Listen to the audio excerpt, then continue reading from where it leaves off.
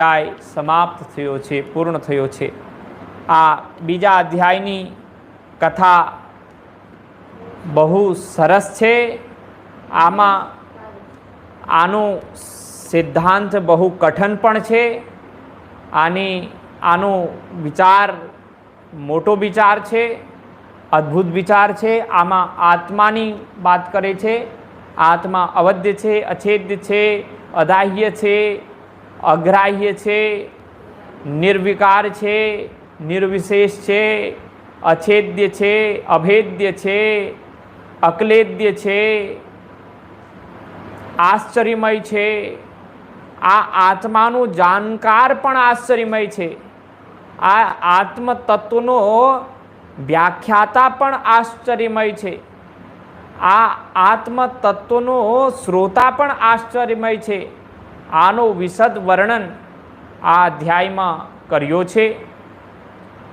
સંપૂર્ણ ગીતાનો સાર આ અધ્યાયમાં નિરૂપિત કર્યો છે। કઠણ વિષય છે। આ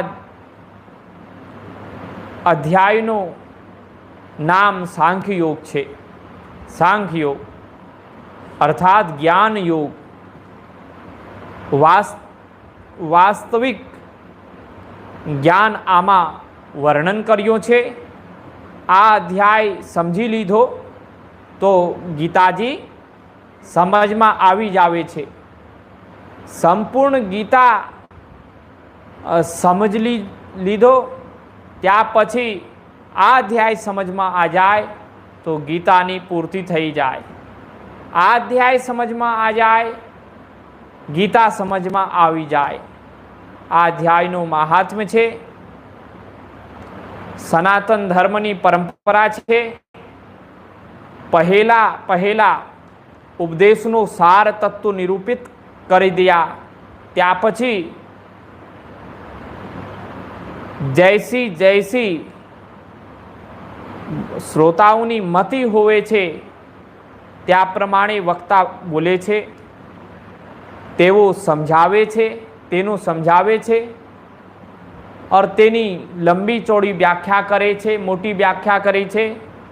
ગીતાજીનો સાર તત્વ રહસ્ય દ્વિતીય અધ્યાયમાં આવે છે।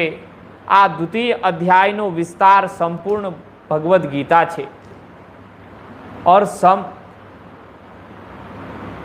એટલા માટે બીચમાં અનેક વિષયોનો સમાવેશ કર્યો છે। और त्या પછી